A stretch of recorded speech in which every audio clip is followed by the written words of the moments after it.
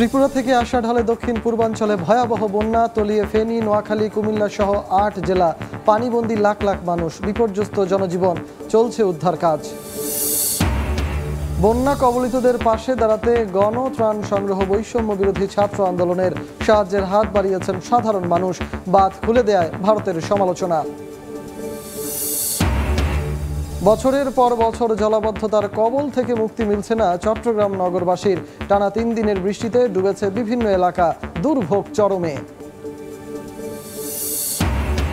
বৈষম্য বিরোধী ছাত্র আন্দোলনে খুলনা বিভাগে নিহত ১৬, হামলা হত্যার ঘটনায় এখন পর্যন্ত ১৫টি মামলা দায়ের। আওয়ামী লীগের নেতা কর্মীদের আসামি করা হলেও বেশিরভাগ পলাতক।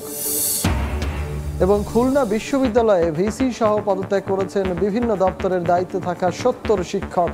স্থবিরতা প্রশাসনিক একাডেমিক কার্যক্রমে, দ্রুত অচলাবস্থা নিরসনের দাবি শিক্ষার্থীদের।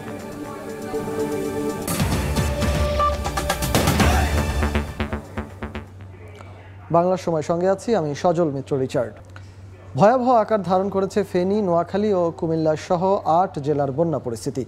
এর মধ্যে ফেনীর ফুলগাজী, পরশুরাম ও ছাগলনাইয়া উপজেলার পরিস্থিতি সবচেয়ে ভয়াবহ। পানিবন্দী কয়েক লাখ মানুষ, বন্ধ হয়ে গেছে যোগাযোগ ব্যবস্থা। এদিকে কুমিল্লার গোমতী নদীর পানি বিপদসীমার ৫০ থেকে ৬০ সেন্টিমিটার ওপর দিয়ে প্রবাহিত হচ্ছে। তলিয়ে গেছে ব্রাহ্মণবাড়িয়ার আখাউড়া স্থলবন্দর সহ ৩৪টি গ্রাম।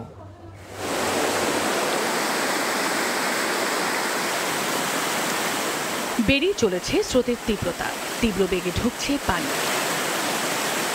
ব্রাহ্মণবাড়িয়ায় ভারী বৃষ্টি ও পাহাড়ি ঢলে আখাউড়া স্থলবন্দর তলিয়ে গেছে। টানা দ্বিতীয় দিনের মতো বন্ধ রয়েছে দুদেশের ইমিগ্রেশন কার্যক্রম। পানি উঠেছে আশপাশের অন্তত ৩৪টি গ্রামে। এতে আখাউড়া আগরতলা সড়কের একটি অস্থায়ী সেতু ভেঙে যাওয়ায় বন্ধ রয়েছে আখাউড়া আগরতলা সড়কে যান চলাচল। বন্ধ রয়েছে দুদেশের আমদানি রপ্তানি কার্যক্রমও। হবিগঞ্জের খোয়াই নদীর সবগুলো পয়েন্টই বিপদসীমার ওপর দিয়ে প্রবাহিত হচ্ছে। নদীর পানি অস্বাভাবিক বেড়ে শহরতলির জালালাবাদ এলাকার বাঁধের ভাঙা অংশ দিয়ে প্রবল বেগে পানি ঢুকছে পাশের হাওরে। এতে রোপা আমন ও মৎস্য খামারিদের ব্যাপক ক্ষতি হয়েছে। এদিকে নদী তীরবর্তী নিম্নাঞ্চলের বসতবাড়িতেই ঢুকেছে পানি, আতঙ্কে বাসিন্দারা। গত কয়েকদিনের প্রবল বর্ষণ ও উজান থেকে নেমে আসা পাহাড়ি ঢলে মৌলভীবাজারে মনু ও ধলাই নদীর অন্তত ৮টি স্থানে ছোট বড় ভাঙনের সৃষ্টি হয়েছে। এতে বেশ কয়েকটি ইউনিয়নে ঢুকেছে পানি। ৩টি উপজেলায় অন্তত ১.৫ লাখ মানুষ পানিবন্দী হয়ে পড়েছে। নতুন করে মনু নদী রাজনগর উপজেলার কদমহাটা প্রতিরক্ষা বাঁধের ৩টি স্থানে বাঁধ উপচে পানি ঢুকছে। সেই সঙ্গে আরেকটি স্থানে দেখা দিয়েছে ভাঙন। এতে কুলাউড়া মৌলভীবাজার সড়ক পানিতে তলিয়ে গেছে। কালকে রাতেই পানি উঠবে, আমরা বহুত চেষ্টা করি বালুগুলো দিয়া ফেনীর মুহুরী, কহুয়া ও সিলোনিয়া নদীর বন্যা নিয়ন্ত্রণ বাঁধের ভাঙন অংশ দিয়ে প্রবল বেগে পানি ঢুকে তলিয়ে আছে জনপদ। স্মরণকালে ভয়াবহ বন্যায় বিপর্যস্ত ফেনী জেলার ৩.৫ লাখের বেশি মানুষ পানিবন্দী হয়ে সারা দেশের সঙ্গে যোগাযোগ বিচ্ছিন্ন হয়ে পড়েছে। বন্ধ রয়েছে বিদ্যুৎ সংযোগও। খাগড়াছড়িতে বন্যা পরিস্থিতির আরও অবনতি হয়েছে। সাজেকে আটকা পড়েছে ২৫০ পর্যটক। পানির নিচে মেরুং ইউনিয়ন। চেঙ্গি নদীর পানি বাড়ায় পানছড়ির অনেক এলাকা পানিবন্দী হয়ে পড়েছে। অন্যদিকে পাহাড়ি ঢলে মাটিরাঙ্গা, রামগড়, দীঘিনালার অনেক গ্রামও এখন পানিবন্দী। ২ মাসে ৪ বার পানি, আর গত ২৪ ঘন্টায় ২ বার পানি উঠছে। মানে এরকম অবিশ্বাস্য বন্যা আগে কখনো দেখি নাই আমরা। পরিস্থিতি খুব ভয়াবহ। আর আমরা সকাল দিকে পানি বাড়তে আছে, এখনো বাড়িবার সম্ভাবনা বেশি। কুমিল্লায় টানা ৩ দিনের বৃষ্টির পাশাপাশি ভারতের ত্রিপুরা থেকে ঢলের পানি নামায় বেড়েছে গোমতী নদীর পানি।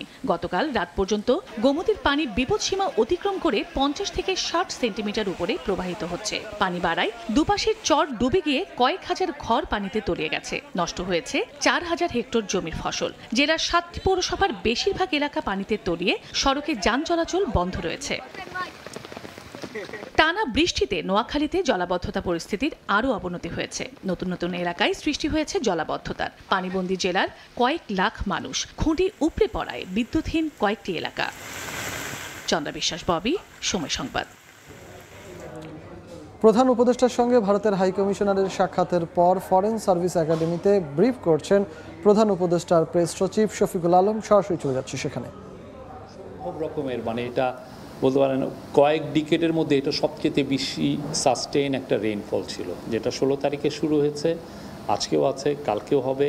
এবং ওয়েদার অফিসিয়ালদের কথা অনুযায়ী আপনারা ওদের সাথে কথা বলতে পারেন যে পরশু দিনের থেকে একটু বৃষ্টি কমবে, বাই 26 বৃষ্টিটা কমে যাওয়ার কথা। এটা আরেকটা জিনিস হচ্ছে আমরা কিছু জিনিস জানতে পেরেছি যে ওয়ান অফ দ্য রিজন, অনেকগুলো রিজন আসছে, তার একটা হচ্ছে যে ওই এলাকায় বন্যা কিন্তু খুব কম হয়, ফলে ওই এলাকায় আপনি দেখবেন যে নদীগুলো খুব সিল্টেড হয়ে গেছে, ফলে যখন বন্যা হয়েছে নদী তো নাই বা যেগুলো পুকুর টুকুর ছিল সেগুলো সিল্টেড, তো ফলে পুরো পানিটা খুব দ্রুত নেমে অনেক জায়গা কবলিত হয়েছে। তো এটার উপরে যা যা আমরা পেয়েছি আপনাদের সবাইকে আমরা চিফ অ্যাডভাইজার্স প্রেস উইংয়ের থেকে আমরা আপনাদেরকে সরবরাহ করব। আর বিকেলবেলায় প্রণয় ভর্মা আসলেন, আমি বলতে পারি এটা খুবই কর্ডিয়াল একটা মিটিং ছিল, খুবই কর্ডিয়াল একটা মিটিং ছিল। এটা ওনার প্রথম মানে বায়োলেটারাল, প্রথম উনি কার্টিসি কল করলেন। আমাদের কাউন্সিল অফ অ্যাডভাইজার সোর্ন ইন করেছেন 8ই অগাস্ট, তারপরে এই প্রথম। এর আগে হয়তো মাননীয় চিফ উপদেষ্টা আপনারা দেখেছেন যে কয়েকদিন আগে, আমি 3 দিন আগে উনি বাংলাদেশে যারা ডিপ্লোম্যাট আছেন এবং ইউএন এজেন্সির যারা চিফ আছেন তাদের সাথে উনি তাদের উদ্দেশ্যে তাদের সাথে উনি মিট অ্যান্ড গ্রিট একটা মিটিং হয়েছিল, ওইখানে উনি একটা বক্তব্যও দিয়েছেন। আজকের মিটিংয়ে প্রণয় ভর্মা বলেছেন যে ওনারা বাংলাদেশের সাথে কাজ করতে চান, বাংলাদেশকে ওনারা বাংলাদেশের শেয়ার্ড প্রসপ্যারিটি বাংলাদেশ এবং ইন্ডিয়ার মধ্যে ওইটার ব্যাপারে ওনারা এমফাসিস দিয়েছেন। আর উনি বলেছেন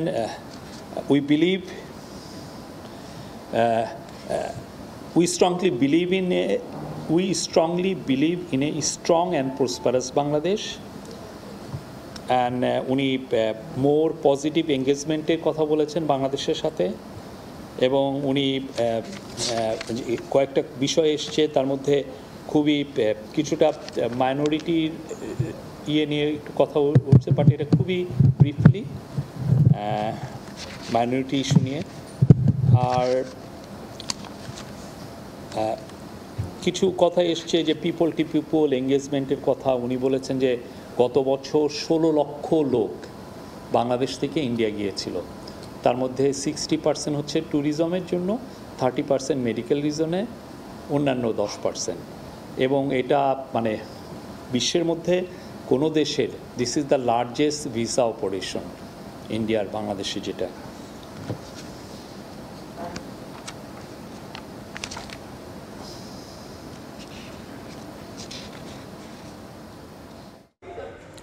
প্রধান উপদেষ্টার প্রেস সচিব শফিউল আলম এতক্ষণ ব্রিফ করছিলেন, আমরা সরাসরি ছিলাম এতক্ষণ সেখানে। জানবো বন্যা পরিস্থিতির খবর। সবশেষ পরিস্থিতি জানাতে এই মুহূর্তে ব্রাহ্মণবাড়িয়ার আখাউড়ায় আছেন সহকর্মী উজ্জ্বল চক্রবর্তী এবং কুমিল্লায় আছেন ইশতিয়াক আহমেদ। সরাসরি চলে যাব তাদের কাছে, প্রথমেই যাচ্ছি উজ্জ্বলের কাছে। উজ্জ্বল, গত মঙ্গলবার ভারতের ত্রিপুরা রাজ্যের প্রবল বৃষ্টিপাতের কারণে ব্রাহ্মণবাড়িয়ার আখাউড়া উপজেলার 34টি গ্রামে কিন্তু বন্যা প্লাবিত হয়েছে। আখাউড়া উপজেলার যে 5টি ইউনিয়ন, একটি পৌরসভা সহ 6টি ইউনিয়ন কিন্তু এখন পানিতে নিমগ্ন হয়ে আছে। আমি এই মুহূর্তে যে সড়কটি দেখাচ্ছি এটি আখাউড়া আগরতলা আন্তর্জাতিক সড়ক। এই সড়কটি কিন্তু গতকালকেও শুকনো অবস্থায় ছিল, কিন্তু আজ সকালের পর থেকে কিন্তু এই সড়কটি প্রবল বর্ষণে তৈরি হয়ে যায়। এখন সেটি কিন্তু নিমজ্জিত হচ্ছে, যার কারণে কিন্তু আখাউড়া আগরতলা যে ব্যবসা বাণিজ্য এবং যে দুদেশে যাত্রী পারাবার সেটি সম্পূর্ণ কিন্তু বন্ধ রয়েছে। বর্তমানে আখাউড়া আগরতলা সড়কে যে ব্রিজটি আছে অর্থাৎ আবদুল্লাহপুরে একটি বেলি ব্রিজ ছিল, গতকালকে কিন্তু প্রবল স্রোতে সেটি ভেসে যায়, যার কারণে আখাউড়া আগরতলা যান চলাচল বন্ধ হয়ে যায়, যার কারণে ব্যবসা বাণিজ্য সম্পূর্ণরূপে গতকাল সকাল থেকে বন্ধ রয়েছে যাত্রী পারাপারও। আমি কিছুক্ষণ আগে দুর্গত এলাকা ঘুরে দেখেছি, আবদুল্লাহপুর, বঙ্গেরচর, কালিকাপুর, রহিমপুর, বিভিন্ন এলাকা গ্রামে আমরা ঘুরে দেখেছি। সেই গ্রামগুলো কিন্তু অনেকেই পানিমগ্ন অবস্থায় কিন্তু পানিবন্দী অবস্থায় আছেন এবং তারা অভিযোগ করেছেন এখন পর্যন্ত সরকারিভাবে তেমন কোনো ত্রাণ তৎপরতা তাদের কাছে পৌঁছায়নি, যার কারণে কিন্তু অনেকেই এক ধরনের দুর্বিষহ জীবনযাপন করছেন। এখানে যে উদ্যোগ তৎপরতা, এখানে বৈষম্য বিরোধী ছাত্র আন্দোলনের শিক্ষার্থীর সাথে আমরা কথা বলেছিলাম, তারা বলছেন যে তারা উদ্ধার কাজে সহযোগিতা করছেন। তেমনিভাবে ফায়ার সার্ভিস সহ বিভিন্ন ধরনের যে আইনশৃঙ্খলা বাহিনীর সদস্য তারা কিন্তু মাঠ পর্যায়ে দায়িত্ব পালন করছেন। যদিও বড় ধরনের বিপর্যয় এখনও আমরা লক্ষ্য করিনি, শুধু কেবলমাত্র পানি প্রবেশ করেছে বিভিন্ন গ্রামে, বিভিন্ন জনপদে এবং বিভিন্ন গ্রামীণ জনপদে পানি প্রবেশ করে কিন্তু অনেকে পানি বন্ধ হয়ে পড়েছেন। আপনাকে যদি জানিয়ে রাখি, কিছুক্ষণ আগে আমি এখানে দুপুরবেলায় অর্থাৎ ব্রাহ্মণবাড়িয়া জেলা প্রশাসক বিভিন্ন গ্রাম পরিদর্শন করেছেন এবং বন্যা দুর্গত এলাকা পরিদর্শন করেছেন। আমরা তার সাথে কথা বলেছিলাম, তিনি আমাদেরকে জানিয়েছেন 15 মেট্রিক টন চাল এবং 5 লক্ষ টাকা তারা নগদ বরাদ্দ করেছেন এবং দুর্গতদের তালিকা করে কিন্তু সেগুলো দুর্গতদের কাছে পৌঁছে দেবে বলে তিনি আমাদেরকে নিশ্চিত করেছেন। সেনাবাহিনীর পক্ষ থেকেও সেনাবাহিনীর সদস্যরা কিন্তু বিভিন্ন গ্রাম এবং এলাকা কিন্তু তারা পরিদর্শন করেছেন, পরিদর্শন করে কিন্তু খোঁজখবর রাখছেন, যে কোনো ধরনের সহযোগিতা তারা কিন্তু তৎপর রয়েছেন বলে আমাদেরকে নিশ্চিত করেছেন। তেমনিভাবে বৈষম্য বিরোধী ছাত্র আন্দোলনের যে শিক্ষার্থীরা তারা বলছেন তারা প্রশাসনের সহযোগিতা করে যে কোনো ধরনের তৎপরতা তারা মোকাবেলায় প্রস্তুত আছেন এবং গ্রাম পর্যায়ে যারা ত্রাণ পাওয়ার উপযোগী তাদেরকে কিন্তু ত্রাণ পৌঁছে দেবেন বলে আমাদেরকে জানিয়েছেন। তো এই ছিল আমার কাছে ব্রাহ্মণবাড়িয়া আখাউড়া থেকে সর্বশেষ। এখন চলে যাচ্ছি কুমিল্লা, আছেন আমাদের সহকর্মী ইশতিয়াক, তিনি জানাবেন কুমিল্লা সর্বশেষ বন্যা পরিস্থিতির খবর। বিকাল গড়িয়ে সন্ধ্যা হচ্ছে, তার পাশাপাশি গোমতী নদীর যে পানি, সেই পানি কিন্তু প্রতিনিয়ত বৃদ্ধি পাচ্ছে এবং তার সাথে আতঙ্ক ছড়িয়ে পড়ছে কুমিল্লা গোমতী নদীর তীরবর্তী যে এলাকাগুলো রয়েছে তারা সাধারণ জনগণের। এবং আমি যদি জানিয়ে রাখতে চাই, কুমিল্লা যে পানি উন্নয়ন বোর্ডের যে কর্মকর্তা তিনি আমাদেরকে জানিয়েছেন, বিশেষ করে যে কুমিল্লা গোমতী নদীর যে পানি তা বিপদ সীমা থেকে 1.70 সেন্টিমিটারে উপর দিয়ে অতিবাহিত করছে, অর্থাৎ যেটা হচ্ছে একেবারে বলা যায় একেবারে তাদের নাগালের বাইরে চলে গিয়েছে। এবং তারা আমাদেরকে জানিয়েছে বিশেষ করে যে গোমতী নদীর তীরবর্তী যে বাঁধগুলো রয়েছে সেগুলো কিন্তু একেবারে নরম হয়ে পড়েছে এবং যে কোনো সময় যে কোনো ধরনের দুর্ঘটনা ঘটতে পারে বলে তারা আমাদেরকে জানিয়েছে। আমি যদি জানিয়ে রাখতে চাই যে বিশেষ করে যারা আবহাওয়া অধিদপ্তর কিন্তু আমাদেরকে জানিয়েছে গত 24 ঘন্টায় কিন্তু 188 কিলোমিটার বৃষ্টিপাত রেকর্ড করা হয়েছে, মিলিমিটার বৃষ্টিপাত রেকর্ড করা হয়েছে কুমিল্লাতে। এমন গত 6 দিনে কিন্তু গত 3 দিনে কিন্তু প্রায় 800 মিলিমিটার বৃষ্টি রেকর্ড করা হয়েছে বলে আমরা জানতে পেরেছি। এবং যদি জানিয়ে রাখতে চাই, কুমিল্লা 6টি উপজেলায় প্রায় 10 লক্ষ মানুষ এই মুহূর্তে কিন্তু পানি বন্দী হয়ে আছে। তার পাশাপাশি কুমিল্লায় জেলা জুড়ে 4000 হেক্টর ফসলি জমি কিন্তু প্লাবিত হয়েছে বলে আমরা জানতে পেরেছি। যদি জানিয়ে রাখতে চাই, কুমিল্লা বুড়িচং উপজেলা 16 নং যে ইউনিয়ন এবং সেই ইউনিয়নের যে একটি গ্রাম আছে, সেই গ্রামে কিন্তু আজকে দেখেছি আমরা যে সেচ পাইপ ফেটে পানি বের হচ্ছে এবং এতে করে প্রায় 10টি গ্রাম কিন্তু প্লাবিত হয়েছে এবং সেই গ্রামে যারা সাধারণ মানুষ রয়েছে তাদেরকে কিন্তু নিরাপদ স্থানে তাদেরকে নিয়ে যাওয়া হয়েছে, অর্থাৎ আশ্রয় কেন্দ্রে তাদেরকে নিয়ে যাওয়া হয়েছে। তার পাশাপাশি যারা সাধারণ জনগণ, আমরা দেখছি যে প্রত্যেকটা এলাকার মধ্যে তারা নিজেরা উদ্যোগে তারা কিন্তু এই যে বেড়িবাঁধ পুনর্নির্মাণের কাজ করে যাচ্ছে, অর্থাৎ মাটি কেটে বস্তায় ভরে তারা কিন্তু বেড়িবাঁধটা পুনরায় নির্মাণ করার জন্য তারা কাজ করে যাচ্ছে। তার পাশাপাশি যারা সেনাবাহিনী, তারপরে পুলিশ, ফায়ার সার্ভিস, তারাও কিন্তু এই জায়গায় কাজ করে যাচ্ছে। অর্থাৎ আমি বলতে চাই যে যারা এই প্লাবিত হয়েছে, যেসব পরিবারগুলো প্লাবিত হয়েছে বন্যায়, তাদের খাদ্য এবং নিরাপদ পানি এবং দেওয়ার জন্য স্বেচ্ছাসেবক সংগঠন যারা রয়েছে তারা কিন্তু শুষ্ক খাবার, বিশুদ্ধ খাবার স্যালাইন নিয়ে তাদেরকে সরবরাহ করে যাচ্ছে। তাছাড়াও যদি বলতে চাই যে কুমিল্লার 14 গ্রাম উপজেলায় প্লাবিত হয়ে পানিতে তলিয়ে গিয়েছে মহাসড়ক এবং সেই কারণে সকাল 7টা থেকে শুরু করে প্রায় 5 কিলোমিটার এলাকা জুড়ে ঢাকা চট্টগ্রাম মহাসড়ক উভয়মুখী যান চলাচল একেবারে বন্ধ হয়ে যায়, অর্থাৎ দীর্ঘ যানজট তৈরি হয়। এমন করে আমরা জানতে পেরেছি গতকাল এবং এর আগের দিন 2 দিনে কিন্তু 4 জন কিন্তু কুমিল্লাতে মারা গিয়েছে, অর্থাৎ বিদ্যুৎ পৃষ্ঠ হয়ে 2 জন এবং পানিতে তলিয়ে গিয়ে 2 জন মারা যাওয়ার খবর আমরা জানতে পেরেছি। সবকিছু মিলে বলতে গেলে কুমিল্লার যে বর্তমান পরিস্থিতি সেটা কিন্তু অনেকটা আতঙ্কে রয়েছে সাধারণ জনগণ এবং আতঙ্কে রয়েছে যারা গোমতী নদীর তীরবর্তী যারা বাসিন্দা রয়েছে তারা। এবং আমি যদি বলতে চাই যে গোমতী নদীর পানি প্রতিনিয়ত বৃদ্ধি পাচ্ছে, তার পাশাপাশি বৃষ্টিপাত কিন্তু হয়ে যাচ্ছে। তো এই ছিল সর্বশেষ খবর আমার কাছে কুমিল্লা থেকে। বন্যা পরিস্থিতির সবশেষ খবর জানাচ্ছিলেন আমাদের সহকর্মীরা, যেটি জানাতে গিয়ে কুমিল্লা থেকে ইশতিয়াক আহমেদ এবং তারও আগে ব্রাহ্মণবাড়িয়া থেকে যুক্ত হয়েছিলেন সহকর্মী উজ্জ্বল চক্রবর্তী। ভারত থেকে নেমে আসা পাহাড়ি ঢল ও কয়েকদিনের ভারী বৃষ্টিতে দেশের 10টি জেলার 50টি উপজেলার বন্যা পরিস্থিতি তীব্র আকার ধারণ করেছে। পানিবন্দী হয়ে পড়েছেন প্রায় 29 লাখ মানুষ, তলিয়ে গেছে বাড়িঘর, রাস্তাঘাট, ফসলি জমি। এ পর্যন্ত মারা গেছেন 2 জন। পরিস্থিতি মোকাবেলায় সরকারের সার্বিক প্রস্তুতির কথা জানিয়ে দুর্যোগ ব্যবস্থাপনা ও ত্রাণ মন্ত্রণালয়ের উপদেষ্টা ফারুক ই আজম বলেছেন, জনগণের জানমাল রক্ষায় প্রশাসন কাজ করে যাচ্ছে। গত কয়েকদিনের ভারী বর্ষণ আর ভারতের উজান থেকে নেমে আসা পাহাড়ি ঢলে বিভিন্ন নদ নদীর বিপদসীমা অতিক্রম করে বাংলাদেশে প্রবল বেগে ঢুকছে বন্যার পানি। স্মরণকালের ভয়াবহ এই বন্যায় তলিয়ে আছে গ্রামের পর গ্রাম। এরই মধ্যে বিভিন্ন নদীর পানি প্রবাহ অতীতের সব রেকর্ড অতিক্রম করেছে জানিয়ে 48 থেকে 72 ঘন্টার মধ্যে বন্যা পরিস্থিতি স্বাভাবিক হওয়ার পূর্বাভাস দেওয়া হয়েছে। নদীবাহিত অঞ্চলের যে তথ্য আছে তাতে আমরা দেখতে পাচ্ছি যে 5টি নদীবাহিত আকস্মিক বন্যা কবলিত। আগামী 24 ঘন্টায় ভারী বৃষ্টিপাত প্রবণতা কিছুটা কমে আসার সম্ভাবনা রয়েছে। চট্টগ্রাম, কক্সবাজার, রাঙ্গামাটি, বান্দরবন এইসব অঞ্চলের কোথাও ভারী বা অতি ভারী বর্ষণজনিত কারণে পাহাড়ি ধস বা ভূমিধসের সম্ভাবনা রয়েছে। এদিকে দুর্যোগ ব্যবস্থাপনা ও ত্রাণ মন্ত্রণালয় জানিয়েছে এ পর্যন্ত 8টি জেলায় পানিবন্দী 4.5 লাখ পরিবারের প্রায় 29 লাখ মানুষ ক্ষতিগ্রস্ত হয়েছে। আশ্রয় কেন্দ্রগুলোতে উঠেছেন 76,000 মানুষ। বন্যায় ক্ষতিগ্রস্ত জেলাগুলোর জন্য 1,82,00,000 টাকা, 13,650 মেট্রিক টন চাল এবং 11,000 বস্তা শুকনা খাবার বরাদ্দ দেওয়া হয়েছে। উপকূলীয় এলাকায় সেনাবাহিনী এবং নৌবাহিনী উদ্ধার কাজে নিয়োজিত রয়েছেন। সেনাবাহিনী থেকে 160 জন সদস্য 40টি উদ্ধারকারী যান ফেনী জেলায় প্রেরণ করেছে এবং একটি ওয়াটার ট্রিটমেন্ট প্ল্যান্ট স্থাপন করা হয়েছে। এছাড়া বিজিবি সহ অন্যান্যরা নৌযান নিয়ে উদ্ধার কার্যক্রম চালাচ্ছেন। বন্যায় জনগণের জানমাল রক্ষায় প্রশাসন তৎপর জানিয়ে সচিবালয়ে দুর্যোগ ব্যবস্থাপনা ও ত্রাণ মন্ত্রণালয়ের উপদেষ্টা বলেন, দুর্যোগ পরিস্থিতি মোকাবিলায় সরকারের সার্বিক প্রস্তুতি রয়েছে। সরকার চেষ্টা করছে যাতে মানুষের জীবন এবং জানমাল, গবাদি পশু ইত্যাদি রক্ষা করা যায়। ত্রাণ, কাইন্ড এবং ক্যাশ সকল বিষয়ে সর্বাত্মক প্রস্তুতি আছে।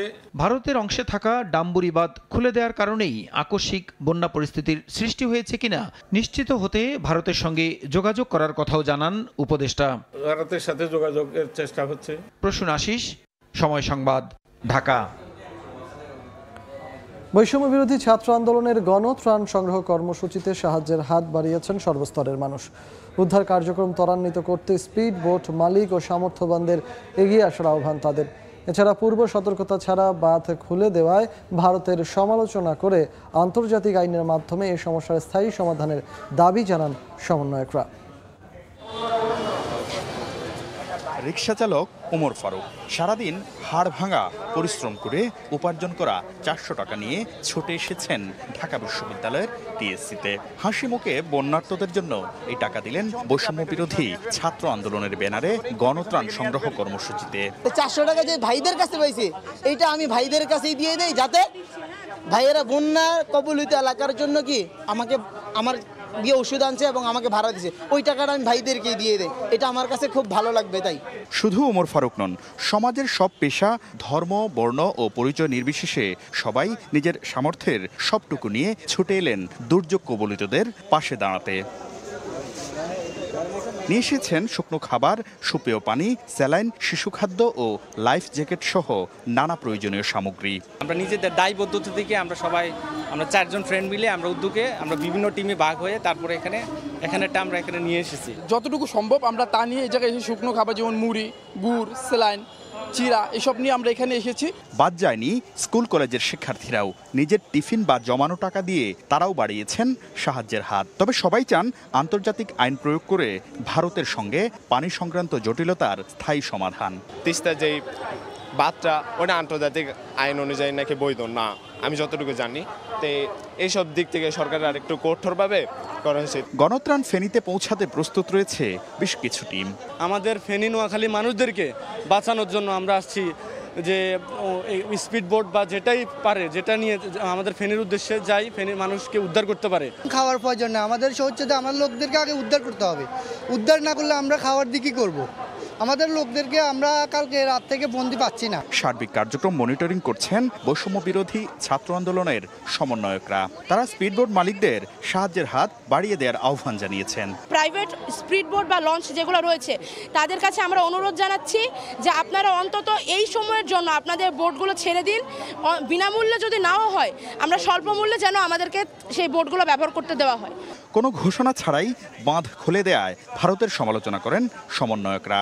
ভারত বাংলাদেশকে সংকটে ফেলার চেষ্টা করছে বলে অভিযোগ করে তারা বলেন, এসব কার্যক্রমের উপর ভিত্তি করেই ভবিষ্যতে ভারতের সঙ্গে বাংলাদেশের সম্পর্ক নির্ধারিত হবে। গত পরশুদিন রাতে যখন ভারত আমাদেরকে কোনো ধরনের নোটিশ ছাড়া সে বাঁধগুলো খুলে দেয়, তার পরবর্তীতে আমাদের দেশের মধ্যে বন্যা চলে আসে এবং দেশের জনগণ ক্ষতিগ্রস্ত হচ্ছে। ভারতের বর্তমান আমাদের সাথে যে আচরণ করবে সেই আচরণ নির্ধারণ করবে ভারতের সাথে ভবিষ্যতে আমাদের কেমন আচরণ হবে। এছাড়া দুর্যোগ উত্তরণে সরকারের পাশে দাঁড়ানোর জন্য আহ্বান তাদের।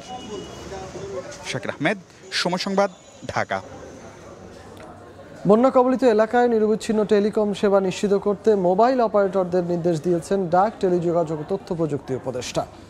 পরিস্থিতি সার্বক্ষণিক পর্যবেক্ষণ করতে 15 সদস্য ইমার্জেন্সি রেসপন্স টিম গঠন করেছে বিটিআরসি।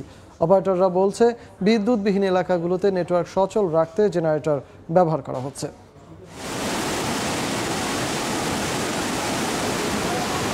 টানা বৃষ্টি এবং ভারতের ডম্বুর ও গজলডোবা বাঁধ খুলে দেওয়ায় বন্যা প্লাবিত হয়েছে ফেনী, নোয়াখালী ও কুমিল্লা সহ কয়েক জেলা। দুর্গত এলাকায় পানিবন্দী অনেকেই মুঠোফোনে ভয়েস কলে কিংবা পরিচিত জনদের খুদে বার্তা পাঠিয়ে উদ্ধারের আকুতি জানাচ্ছেন। সামাজিক মাধ্যমেও অনেকে তুলে ধরছেন পরিস্থিতির ভয়াবহতা। যদিও বিদ্যুৎ বিচ্ছিন্ন হয় বন্যা দুর্গত অনেক এলাকায় ব্যাহত হচ্ছে মোবাইল সেবা। ডাক, টেলিযোগাযোগ ও তথ্য প্রযুক্তি উপদেষ্টার দেয়া তথ্য মতে প্লাবিত 11 জেলায় মোট 6,986টি টাওয়ারের মধ্যে 5,476টি সচল আছে। অচল টাওয়ারের হার 21.6%। সবচেয়ে বেশি ক্ষতিগ্রস্ত হয়েছে ফেনী এবং খাগড়াছড়ি জেলার টাওয়ার, যার শতকরা হার যথাক্রমে 42.4% এবং 41.5%। অচল টাওয়ারগুলো দ্রুত সচল করতে কাজ করছে মোবাইল অপারেটররা। ফেনী, নোয়াখালীতে প্রায় এই পর্যন্ত প্রায় 700 সাইট আপনার ডাউন আছে। অন্ততপক্ষে 2G সাইটগুলো যাতে আমরা আপ করতে পারি, সেটার জন্য আমরা চেষ্টা করে যাচ্ছি যাতে নেটওয়ার্ক কভারেজ থাকে। আমরা জেনারেটর, ব্যাটারি সব যেখানে আমাদের পোর্টেবল জেনারেটর নিয়ে যাচ্ছি, মানে বাংলাদেশের অন্য জায়গা থেকে আমরা ওখানে জেনারেটর পাঠিয়েছি যাতে আমাদের সাইটগুলি সচল থাকতে পারে আর কি। এদিকে বন্যা দুর্গত এলাকায় নিরবিচ্ছিন্ন টেলিকম সেবা নিশ্চিতে নজরদারি করতে 15 সদস্যের টিম গঠন করেছে বিটিআরসি। নেটওয়ার্ক একেবারে বিচ্ছিন্ন হলে প্রস্তুত আছে 10টি ভিস্যাট, তার মধ্যে 5টি ফেনীতে পাঠানো হয়েছে। দুর্গত এলাকার গ্রাহকদের জন্য ফ্রি টক টাইম ও ইন্টারনেট দিচ্ছে মোবাইল অপারেটররা। শুভ খান, সময় সংবাদ, ঢাকা। বছরের পর বছর জলাবদ্ধতার কবল থেকে মুক্তি মিলছে না চট্টগ্রামবাসীর। রাতভর ভারী বৃষ্টিতে ডুবে গেছে বন্দরনগরী চট্টগ্রাম। বাসাবাড়ি ও সড়ক পানিতে তলিয়ে যাওয়ায় ভোগান্তিতে সাধারণ মানুষ। ব্যবসা প্রতিষ্ঠানে পানির কারণে ক্ষতির মুখে ব্যবসায়ীরা। বৃহস্পতিবার সকাল 9টা পর্যন্ত গত 24 ঘন্টায় 142 মিলিমিটার বৃষ্টিপাত হয়েছে চট্টগ্রামে। সাখাওয়াত ত্রিপুর ক্যামেরায় শফিকুল আলমের প্রতিবেদন। রাতভর ভারী বৃষ্টিতে তলিয়ে গেছে বন্দরনগরী চট্টগ্রাম। নগরীর মুরাদপুর, হালিসহ 2 নম্বর গেট, বদ্দা সহ বিভিন্ন এলাকা কোমর সমান পানিতে তলিয়ে গেছে, আবার কোথাও কোথাও হাঁটু সমান পানিতে। এতে বিপাকে পড়েছেন সাধারণ মানুষ। পানি কাইলা মানে অধিকার বেশি দূর পানি ওখানে মুরাদপুর মোড়ে পানির হাতে কি হই পানি বাংলাদেশ ডুবি দেয় বুঝেরি এরকম বৃষ্টি এরকম পানি আমি শহরের মধ্যে আর কখনো দেখি নাই। বিস্তলা পায় এক হাঁটু এক পানি। কেউ পায়ে হেঁটে আবার কেউ বা ভ্যানে করে গন্তব্যে গিয়েছেন। এতে দুর্ভোগের শেষ নাই সাধারণ মানুষের। গাড়ির ইঞ্জিন নষ্ট হয়ে বন্ধ হয়ে গেছে যানবাহন এবং এতে ক্ষতির মুখে পড়েছেন তারা। পানি ঢুকে গেছে গাড়ির ভিতরে, গাড়ি স্টার্ট বন্ধ হয়ে গেছে। মানুষ ব্যান নিয়ে চলাফেরা করতেছে, অনেক সমস্যা হয়েছে বৃষ্টি পানি। ট্রেনগুলা বন্ধ হয়ে গেছে, তো পানি বেশি হয়ে যাওয়ার কারণে গাড়ি নামাইতে পারতেছে না এখন। একইভাবে সড়কের আশেপাশে যেখানে দোকানপাট রয়েছে সেখানেও কিন্তু পানি ঢুকে গেছে এবং বাসাবাড়িতে পানি ঢুকে গেছে। মানুষ ঘর থেকে বের হতে না পেরে সংকটের মুখে পড়েছে এবং গত 24 ঘন্টায় প্রায় 142 মিলিমিটার বৃষ্টিপাত রেকর্ড করা হয়েছে বন্দরনগরী চট্টগ্রামে। সিটি কর্পোরেশন, সিডিএ এবং পানি উন্নয়ন বোর্ডের মাধ্যমে প্রায় 11,500 মেগা প্রকল্প নেওয়া হলেও কিন্তু সেটির সুফল এখনো কিন্তু বন্দরনগরী চট্টগ্রামের বাসিন্দারা পাচ্ছে না। শফিকুল আলম, সময় সংবাদ, চট্টগ্রাম। নরসিংদীতে হত্যা ও বিস্ফোরণ সহ 5টি অভিযোগে সাবেক প্রধানমন্ত্রী শেখ হাসিনা সহ 81 জনের বিরুদ্ধে মামলা হয়েছে। দুপুরে সদর উপজেলার আলমাস মিয়া অতিরিক্ত চিফ জুডিশিয়াল ম্যাজিস্ট্রেট আদালতে হত্যা, বিস্ফোরণ সহ কয়েকটি অভিযোগ করেন। বিষয়টি আমলে নিয়ে সদর থানায় মামলা গ্রহণের নির্দেশ দেন জেলার অতিরিক্ত চিফ জুডিশিয়াল আদালতের বিচারক নাহিদ মিয়াজি।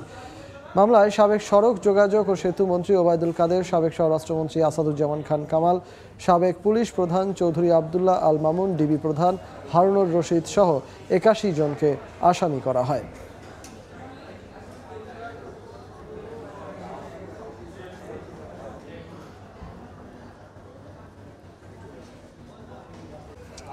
বৈষম্য বিরোধী ছাত্র আন্দোলনে খুলনা বিভাগে নিহত হয়েছেন অন্তত 16 জন।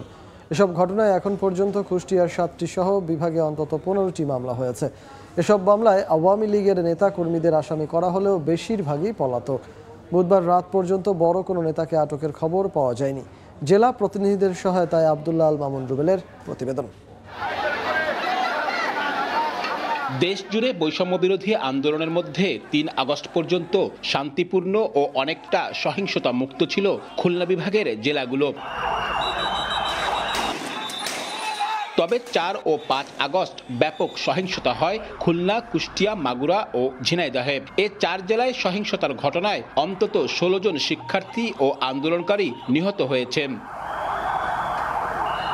5 আগস্ট সকাল থেকেই উত্তপ্ত হতে থাকে কুষ্টিয়া, মাগুরা, খুলনা সহ বিভাগের বিভিন্ন জেলা। আন্দোলনকারীদের সাথে সংঘর্ষে জড়িয়ে পড়েন স্থানীয় আওয়ামী লীগ নেতাকর্মী ও পুলিশ। এসব সংঘর্ষের ঘটনায় কুষ্টিয়ায় নিহত হন 8 জন, মাগুরায় নিহত হন 6 জন। এছাড়া 3 আগস্ট খুলনায় সংঘর্ষে নিহত হন এক পুলিশ সদস্য। ছাত্র জনতার গণ অভ্যুত্থানের পর সরকার পতনে পাল্টে যায় পরিস্থিতি। সারা দেশের মতো খুলনা বিভাগের আওয়ামী লীগ নেতাকর্মীরাও চলে যান আত্মগোপনে। আর এসব হত্যাকাণ্ডের ঘটনায় মামলা হতে থাকে আত্মগোপনে থাকা আওয়ামী লীগ নেতাকর্মীদের বিরুদ্ধে। এখনো পর্যন্ত কুষ্টিয়ায় 7টি সহ বিভাগে অন্তত 15টি মামলার খবর পাওয়া গেছে।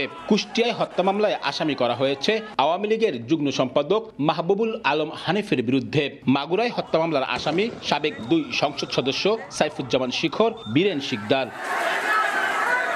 এসব ঘটনা বাদেও বিগত সরকারের আমলে নানা ঘটনায়ও মামলা হচ্ছে আওয়ামী লীগ নেতাকর্মীদের বিরুদ্ধে। বিএনপি অফিস ভাঙচুরের ঘটনায় বুধবার খুলনার সাবেক সিটি মেয়র তালুকদার আব্দুল খালেক, সাবেক প্রতিমন্ত্রী মন্নুজান সুফিয়ান, সাবেক সংসদ সদস্য SM কামাল হোসেনের বিরুদ্ধেও মামলা হয়েছে। আব্দুল্লাহ আল মামুন রুবেল, সময় সংবাদ, খুলনা। নরসিংদীতে আধিপত্য বিস্তারের জের 2 পক্ষের সংঘর্ষে 3 জন নিহত হয়েছেন, আহত অন্তত 30 জন। শ্রীনগরের সায়দাবাদ বাজার দখলকে কেন্দ্র করে গত 2 মাস ধরে স্থানীয় হানিফ মাস্টার ও সাব মিয়া গ্রুপের মধ্যে দ্বন্দ্ব চলে আসছিল।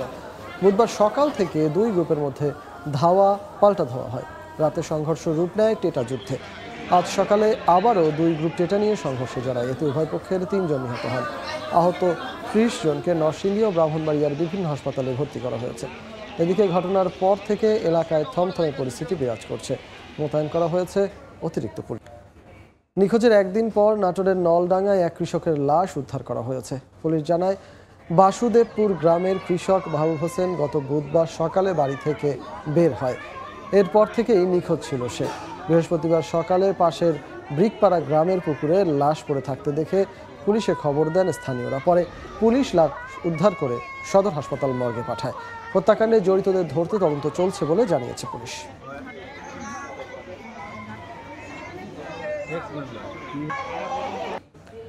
ছাত্র জনতার অভ্যুত্থানের পর খুলনা বিশ্ববিদ্যালয়ে পদত্যাগ করেছেন উপাচার্য সহ 70 জন শিক্ষক, যাদের অনেকেই বিভিন্ন দপ্তরের দায়িত্বে ছিলেন।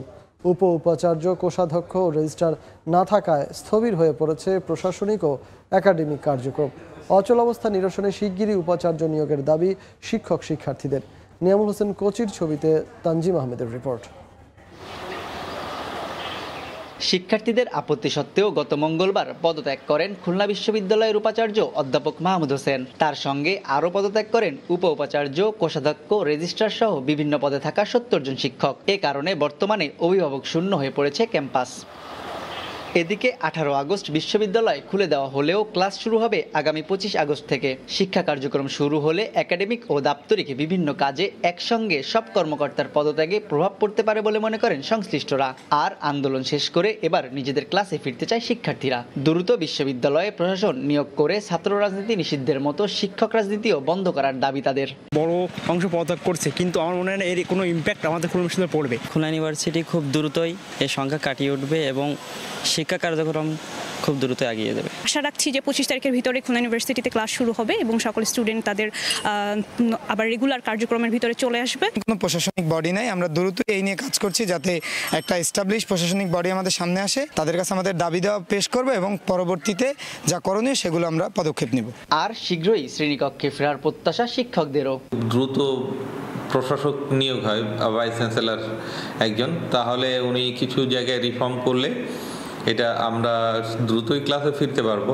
খুলনা বিশ্ববিদ্যালয়ের 8টি অনুষদ ও 29টি বিভাগে বর্তমানে শিক্ষার্থীর সংখ্যা প্রায় 7,500। তানজিম আহমেদ, সময় সংবাদ, খুলনা। দুর্নীতি মামলায় সাজাপ্রাপ্ত নড়াইল জেলা আওয়ামী লীগ নেতা ও সাবেক পৌর মেয়র অ্যাডভোকেট সোহরাব হোসেন বিশ্বাস সহ 6 জনকে কারাগারে পাঠিয়েছে আদালত। সকালে যশোর স্পেশাল ট্রাইব্যুনাল আদালতে তারা আত্মসমর্পণ করলে বিচারক মোহাম্মদ শামসুল হক কারাগারে পাঠানোর নির্দেশ দেন। 2004 ও 2005 সালে নড়াইল পৌরসভার রূপগঞ্জ সাধারণ হাট ও নড়াইল বাস টার্মিনাল ইজারা দিয়ে অবৈধভাবে টাকা আদায় করে আত্মসাৎ করেন আসামিরা।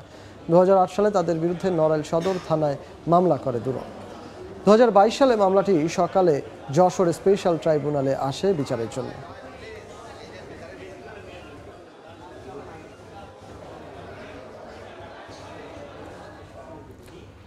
2009 সালে বিডিআর বিদ্রোহে চাকরিচ্যুত সদস্যদের পুনরায় চাকরিতে বহাল করার দাবিতে রাজশাহীতে মানববন্ধন করা হয়েছে।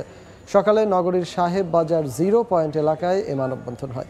এতে রাজশাহী, চাঁপাইনবাবগঞ্জ, নাটোর ও নওগাঁর তৎকালীন বিডিআর সদস্য ও তাদের পরিবারের সদস্যরা অংশ নেন। এ সময় বক্তারা বলেন, একটি মহল ষড়যন্ত্রমূলকভাবে 2009 সালের 25 ও 26 ফেব্রুয়ারি বিডিআর বিদ্রোহ ঘটায়। 57 জন সেনা অফিসার সহ 74 জন মারা যায়। এ ঘটনায় প্রহসনের আদালত প্রায় 20,000 বিডিআর সদস্যদের জেল সহ চাকরিচ্যুত করে। নিরপরাধ বিডিআর সদস্যদের কারামুক্তি সহ চাকরি ফিরিয়ে দেওয়ার এবং প্রকৃত দোষীদের সাজা নিশ্চিত করার দাবি জানান তারা। কলেজের অধ্যক্ষ নাজমুল হাসান শিক্ষার্থীদের তোপের মুখে পদত্যাগ করলেন। দুপুরে কলেজের একদল শিক্ষার্থী এসব অনিয়মের স্লোগান দিয়ে অধ্যক্ষের কক্ষের দিকে এগিয়ে যায়। এ সময় কলেজ অধ্যক্ষ নাজমুল হাসানকে অবরুদ্ধ করা হয়। শিক্ষার্থীরা তাৎক্ষণিক অধ্যক্ষের পদত্যাগপত্রে স্বাক্ষর করার দাবিতে স্লোগান দিতে থাকে। প্রায় আধা ঘন্টা অবরুদ্ধ শিক্ষক নাজমুল ইসলামকে সেনাবাহিনীর একটি দল এসে উদ্ধার করে। পরে শিক্ষার্থীদের দাবি মেনে নিয়ে তিনি পদত্যাগ করেন।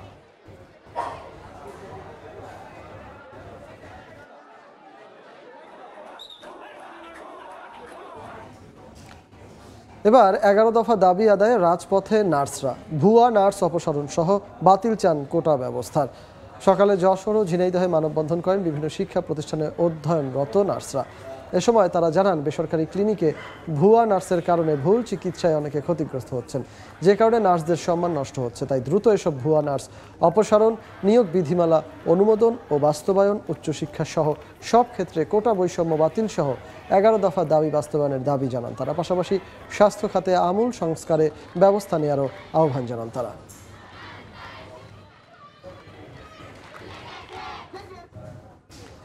একদিকে দালালের দৌরাত্ম্য, অন্যদিকে সরঞ্জাম, লোকবল ও চিকিৎসক সংকট। এমন চিত্র খুলনা মেডিকেল কলেজ হাসপাতালের। বিশেষ করে চিকিৎসা সরঞ্জাম যা আছে সেগুলোর অর্ধেকই অকেজো। দীর্ঘদিন ধরে সমস্যার সমাধান না হওয়ায় দুর্ভোগে রোগী ও তাদের স্বজনেরা। আব্দুল হালিমের ছবিতে বেল্লাল হোসেন সজলের রিপোর্ট। দক্ষিণ পশ্চিমাঞ্চলে সবচেয়ে বড় চিকিৎসা কেন্দ্র খুলনা মেডিকেল কলেজ হাসপাতাল। প্রতিদিন বিভাগের বিভিন্ন জেলা থেকে কয়েক হাজার মানুষ সেবা নিতে আসেন এখানে। তবে যাত্রা শুরুর 3 যুগ পার হলেও এখনও খুঁড়িয়ে চলছে হাসপাতালটি। অভিযোগ উঠেছে দালালের দৌরত্ব, সরঞ্জাম, লোকবল, চিকিৎসক সংকট সহ নানা সমস্যায় জর্জরিত হাসপাতালটি।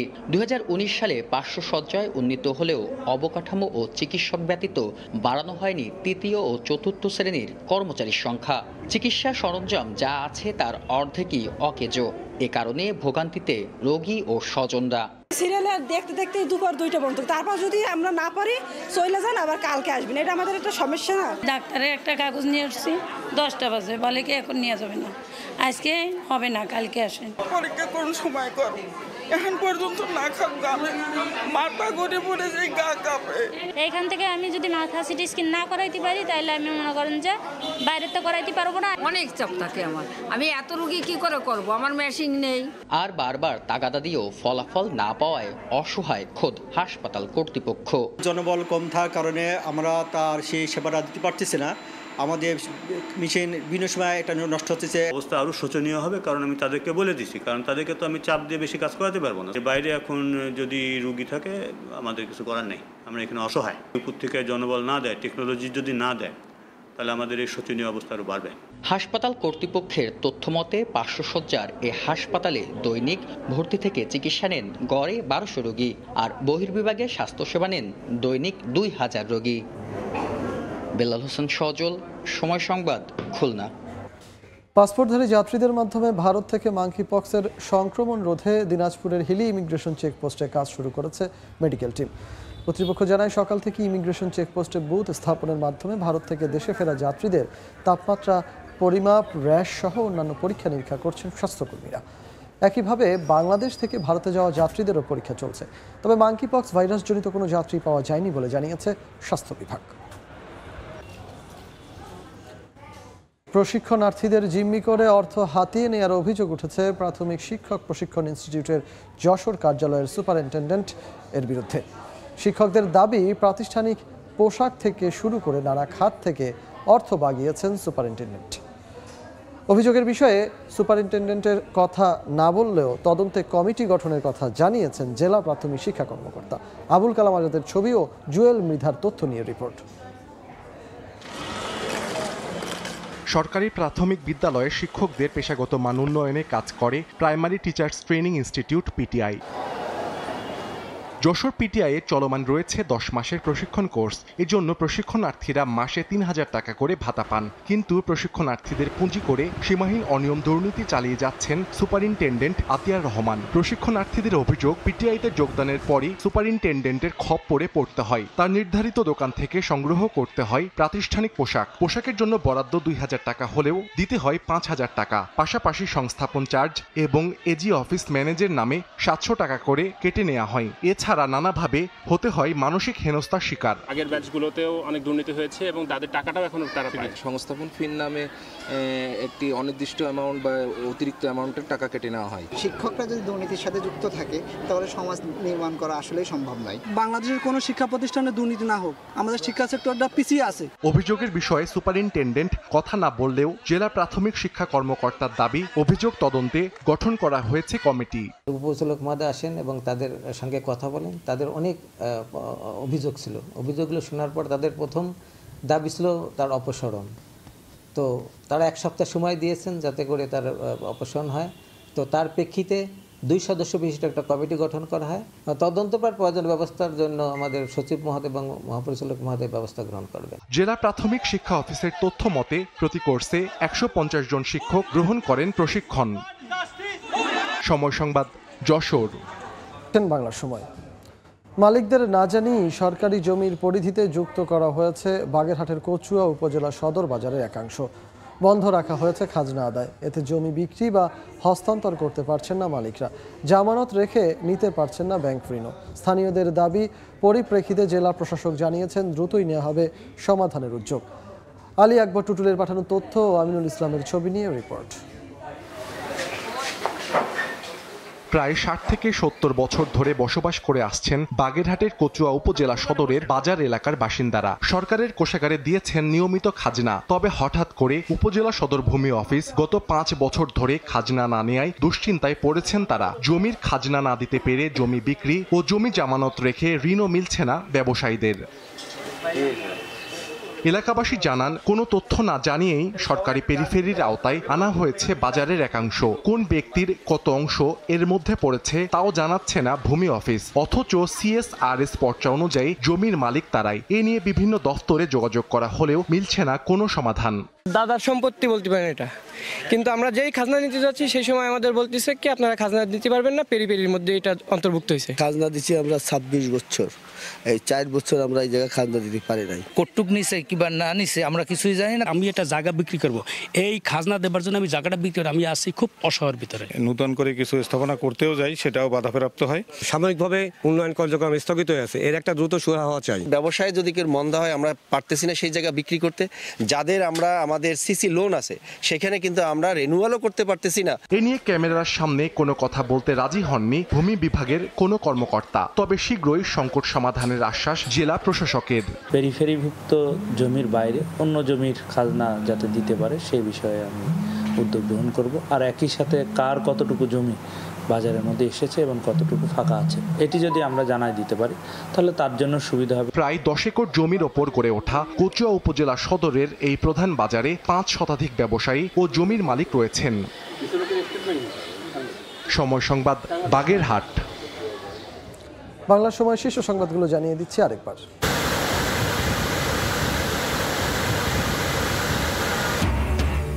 ত্রিপুরা থেকে আসা ঢালে দক্ষিণ পূর্বাঞ্চলে ভয়াবহ বন্যা, তলিয়ে ফেনী, নোয়াখালী, কুমিল্লা সহ ৮ জেলা, পানিবন্দী লাখ লাখ মানুষ, বিপর্যস্ত জনজীবন, চলছে উদ্ধার কাজ। বন্যা কবলিতদের পাশে দাঁড়াতে গণত্রাণ সংগ্রহ বৈষম্য বিরোধী ছাত্র আন্দোলনের সাহায্যের হাত বাড়িয়েছেন সাধারণ মানুষ। বাঁধ খুলে দেয়ায় ভারতের সমালোচনা।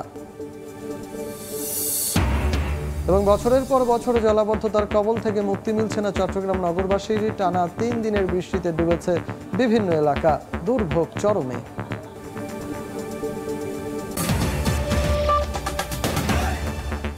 এই ছিল বাংলা সময়ে, সঙ্গে থাকুন সময়ের।